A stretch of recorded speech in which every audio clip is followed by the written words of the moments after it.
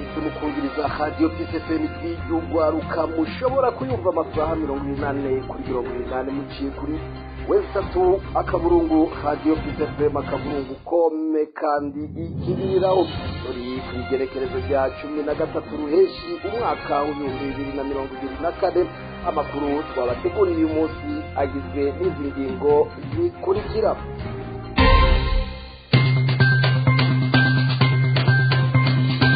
umukuru w'igihugu Ndayishimiye ntiyarakwiye kwihutira iby'imbona kazoza byo mu myaka 40 iri imbere, mu gihe umurundi agowe ay'ikivumvu kuva umugambwe FDD ushika ku butegetsi bishyikirizwa na Jo Philbert Karangwa muca mu byumva.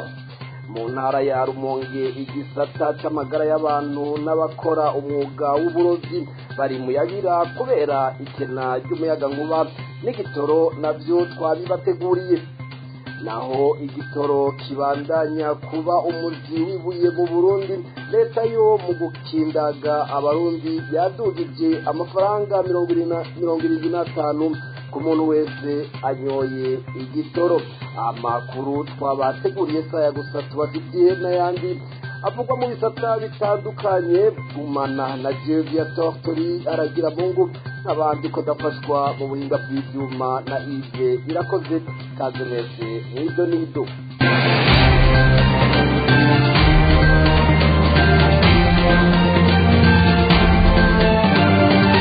Radio Pisa.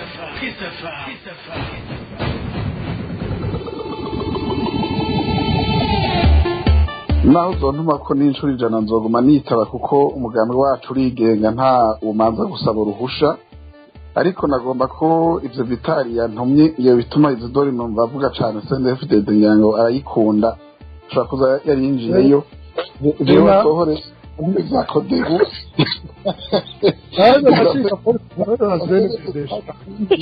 baraguhitana nibaku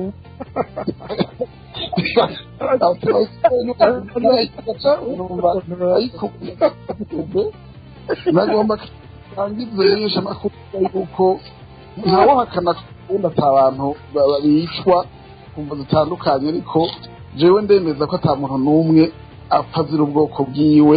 ivyo byaramaze kurangira, ariko nubwo bundi bwicaye twifuza yuko bwohagarara.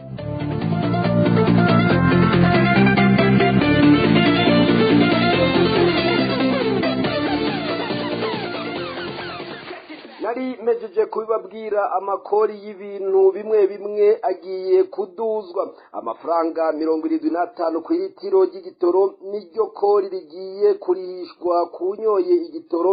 ibyo bikaba byavugiwe mu nama nshingamateka kuri uyu wa 12 ruheshi umwaka w'2024, mu gihe bariko biga integuro y'ibwirizwa rigenga amafaranga leta y'u Burundi izokoresha mu mwaka w'2024 ushira 2025.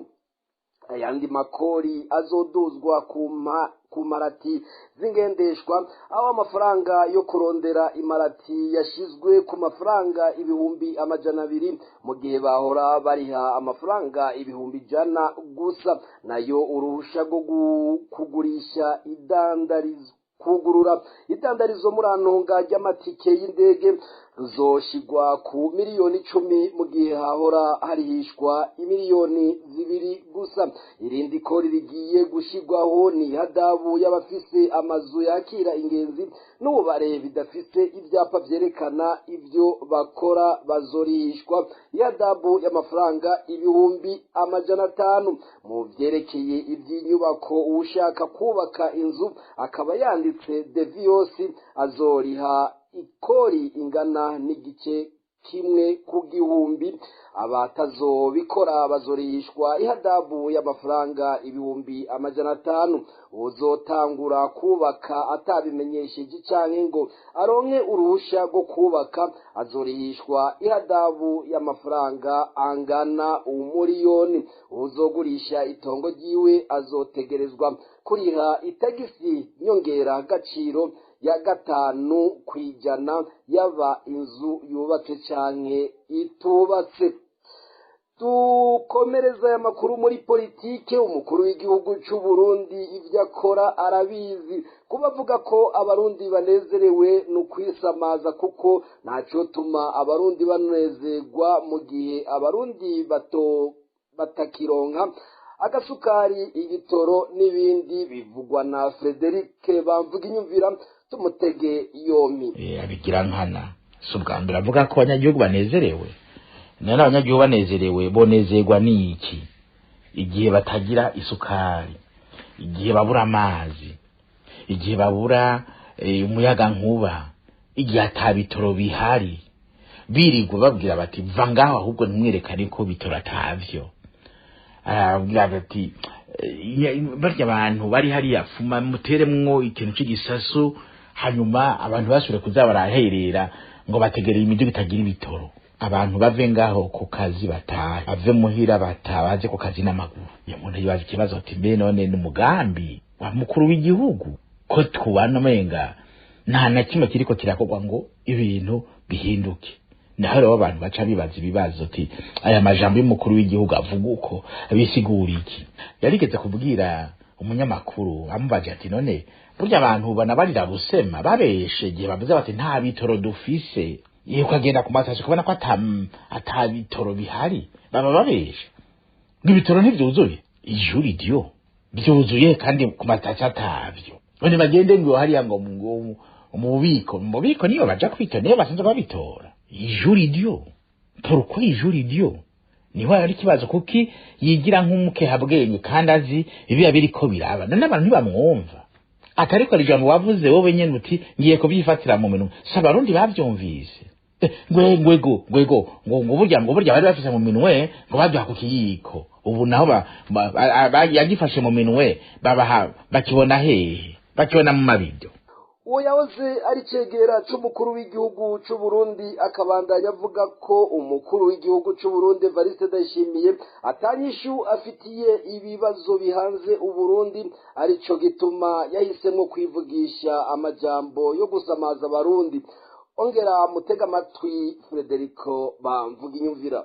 Ntushobora kumara imyaka 20 wiba ivy'igihugu, itunga ry'igihugu ryose ukarizana mu kagwi k'abantu, bagatunga bagatunganirwa, bakarara amashampanye, maze ukabura uwutunganiriza abandi. Amahera y'agaciro bagashira mu mazu, mu makofre fort, bagafata nakati wewe urafise amafaranga menshi mu makofre fort, na wati imbere ya sentare ati ndayafise, nati ndayafise, nigenda yafise gusa. Aba bagenero bose twari kumwe ntibayafise, kuki mutabafata abo? Ubutungane nabwo bwaramaze kuhabwa jondama, ntaco bukimaze, bashaka biruke, kuko ubutungane bukora igihe hari igihugu, hari umukuru w'igihugu, hari umurwi wa leta ufise urukundo ku banyagihugu kandi bafise iyo babajana. Atari ivyo reka bucamanza sibwo. Ni umukuru w'iyo dafisi yajana igihugu, ahafise naho akaba yananiwe, navuga ati ndananiwe ndahevye, aruhurira abarundi kuko ntabyashoboye. Nambafise yajana abarundi byaramunaniye, ntabyashoboye. Uyu mwaka ugira kangahe nta na kimwe turabona atari gusubira inyuma nk'ibirenge.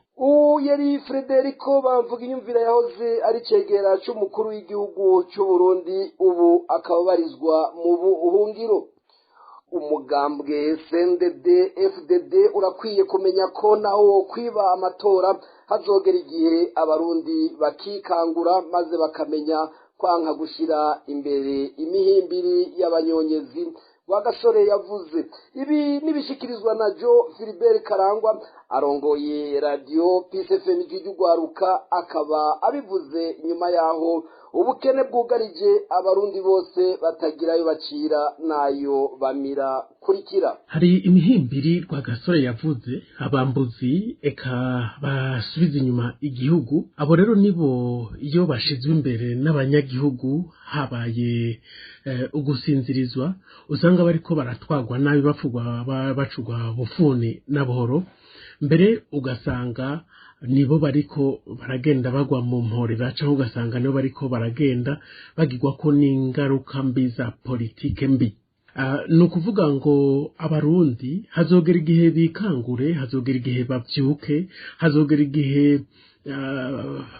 baca akenge, bige kwanka, bige guhakana, bavuge bati ntibishoboka, babushira imbere by'ukuri indongozi zibikwiye kandi zikwiye guharanira ukwishira n'ukwizana, amahoro n'umutekano, bikwiye kwishira amahoro yo mu nda, bikwiye gufasha umunyagihugu mu kwiteza imbere, bikwiye gufasha umunyagihugu gutuza. Uyu munsi abarundi benshi bagendana igihababu, uyu munsi abarundi benshi bagendana ubwoba, uyu munsi abarundi benshi baratekewe n'ico no kwita kubure ivyizigiro vyejo nta bihari, kubera yuko hari intwaro mbi, intwaro ishira imbere imiryango yabo, ishira inda imbere gusa, intwaro zigenda zishira imbere ukwikunda.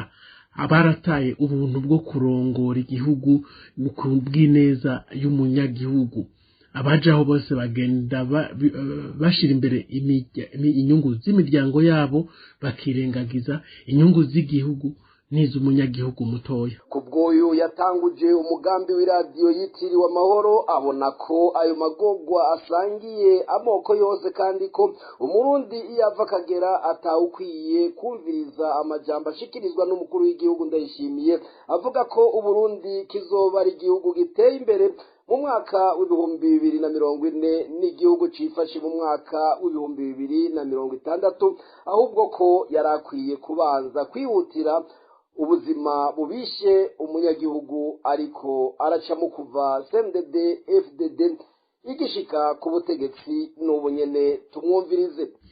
Aya magogo Burundi buriko buracamwo, yaba abo mu bwoko bw'abahutu, yaba mu bwoko bw'abatutsi, yaba ubwo mu bwoko bw'abatwaka n'ibindi byinshi, aba bose bigenda bibagira ku ingaruka. Uyu munsi igitoro cabuze, nta muhuta kironka canke umututsi kironka canke umutwa kironke. Uyu munsi bose bagenda n'amaguru. Uyu munsi nta unywa gasukari ngo kana, nta uronka gasukari ngo kana kayakabuze kubera ubu bwoko runaka. Oya, ahubwo umukuru w'igihugu Evariste Ndayishimiye arakwiye kureka guhuma amaso abakungu n'abanyagihugu n'abarundi muri rusangi, abaganisha kwimbona kazoza y'igihugu kizoba giteye imbere mu mwaka wa 2040 n'igihugu cifashije mu mwaka wa 2060. Ivyo byose no kugira ngo abarundi babandanye kuraba muri iyo myaka, bibagire uyu munsi. Mbega ashaka kubafasha ejo, uyu munsi hoho bariho. Reka tubanze twitwararike ingorane umunyagihugu afise muri kino gihe, ibibazo umunyagihugu afise. Umunyagihugu uyu munsi arifumbereje, nta kindi rero co gukogwa atari ukwiyumvira neza. Mbega ibi by'imbona kazoza ariko aradutwara mwego byari vyiza, mugabo uyu munsi umuntu uyu munsi atubitse wavubi, mbega muri ico gihe azohashika canke umwana we azohashika. Philbert Karangwa arongoye Radio Peace FM ijwi ry'ugwaruka. Ibura ry'igitoro n'umuyaga nkuba biriko biragira ingaruka zidasanzwe mu gisata c'amagara y'abantu mu ntara ya Rumonge.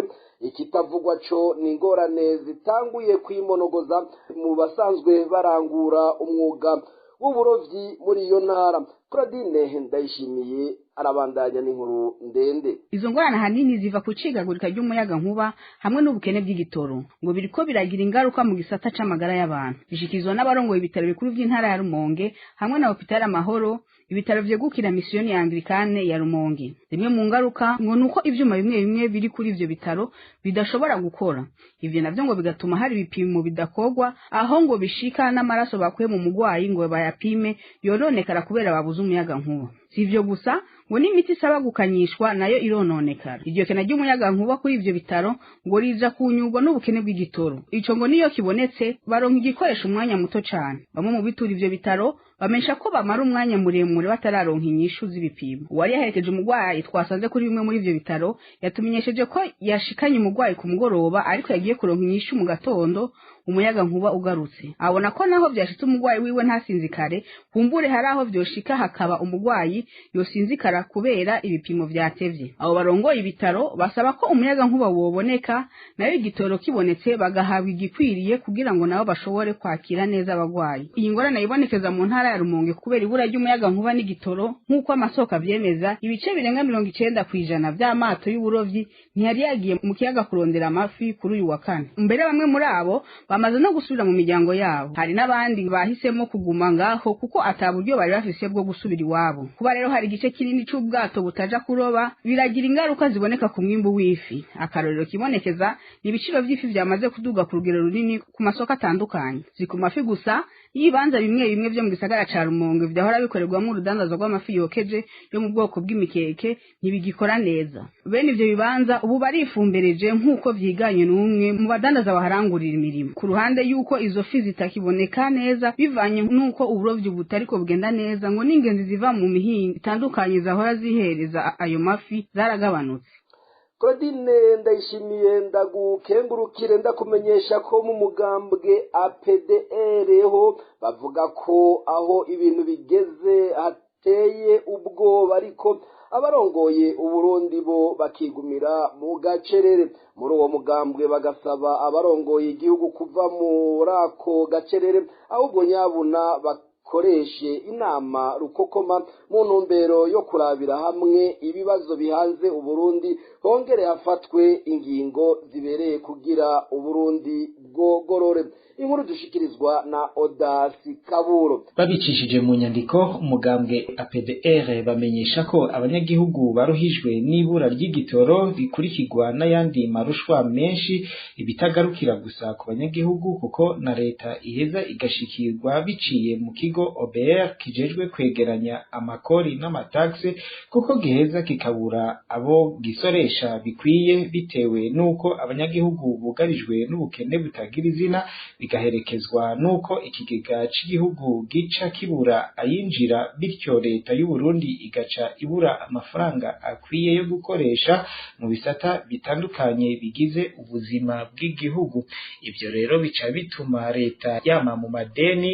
umwimbu ukaba muke umwimbu imbere mu gihugu n'ubushorwa hanze kugira haboneke amafaranga y'agaciro bica biba umugani kubw'uwo mugambwe APDR urongowe na Gabriel Banza Witonde bavuga ko ibihe nk'ibi bikamira mu coze abanyonyezi n'abaryibi biturire baca batunga umurengera kuko ufise igitoro aca abumwami aho rubigwa na bose APDR bakavuga ko bababazwa no kubona abarundi bagowa y'ikivumvu ariko abarongoye leta bo ataco binona bibereye mu gacerere ntangere mu ntumbero yo kwirengagiza ibibazo byugarije igihugu kandi abarundi babahanze amaso ariko bakabura inyishu boshikirizwa n'izo ndongozi zabo gutyo rero bagaca bamera nk'imfuvyi yikubita ikihoza umugambwe APDR bakavunira akagohe leta y'u Burundi kuva muri ako gacerere kuko ibintu byamaze kuyangara batumizeho inama rukokoma mu ntumbero yo kurabira hamwe ibibazo bihanze Uburundi n'abarundi kugira hafatwe ingingo zibereye nko gutubika uwavubi kugabanya amanama n'ingendo zitari ngombwa bikorwa n'abategetsi kuko biheza bigatwara amafaranga n'igitoro yarasigaye yofashije abarundi izo ngingo n'izindi bishizwe mu ngiro kubwa APDR Burundi gosubira kuzanzamuka uwo mugambwe kandi bagasaba abarundi ko mu gihe himirije amatora bakwiye gushishoza neza ku migambi ishikirizwa n'abanyepolitike gusumba guhagarara ku kahise ku Burundi atamusaruro kabazanira umugambwe APDR bagasozera bavuga ko bagumana amakenga kuko gusamara kw'abarundi mu gihe c'amatora mu mugambwe APDR bagasozera bavuga ko bagumana amakenga kuko gusamara kw'abarundi mu gutora indongozi nyazo bishobora gukamira mu coze abaharanira inyungu zabo gusa nawe Odasi Kaburo urakenuye ikivuko ca Bujumbura coba kigiye gukorana n'ikivuko ca Anvers mu Bubiligi ni nyuma yaho umugwi w'abarundi barongowe n'umuyobozi mukuru w'ikivuko ca Bujumbura Godelieve Ninazwe yagize urugendo rw'akazi ku cicaro gikuru c'ikivuko ca Anvers mu Bubiligi kuri uyu wa 12 w'ukwezi kwa gatandatu umwaka w'ibihumbi 2024 muri urwo rugendo abagize umugwi w'abarundi bakaba barakiriwe icese n'abarongoye ico kivuko co mu Bubiligi maze barasigurira uko ico kivuko gikora ndetse baranabatembereza no mu bibanza bimwe bimwe by'ico kivuko. Inyuma yaho iyo migwi yompi ikaba yaricaye irabira hamwe ukungene yokorana. Ivyo bikaba bibaye mu gihe hari umugambi uriko urashigwa mu ngiro ujanye no gusubiramwo neza ikivuko ca Bujumbura hamwe ndetse no gukora amabarabara yinjira muri ico kivuko. Muri uwo mugambi bikaba bitegekanijwe ko ibarabara ryitiriwe Adolphe Shimirimana mu gisagara ca Bujumbura ryubakwa mu buryo bwa kijambere hamwe rizoba ririmwo inzira zine, zibiri zigenda na zibiri zigaruka. Iryo barabara rikaba riva ahari amahwane ari haruguru y'isoko ya Kotebu gushika ku ruzi Gikoma. Amakuru twari twabateguriye muri wakanagarukiye mwakoze mwese mwayakurikiranye kuva mu ntango zayo. Shimire na Yves rakoze yari mu buhinga bw'ivyuma na Jevia Tortori aragira mungu na yabashikirije mu nkundire duhane isango ku munsi w'ejo na gawane.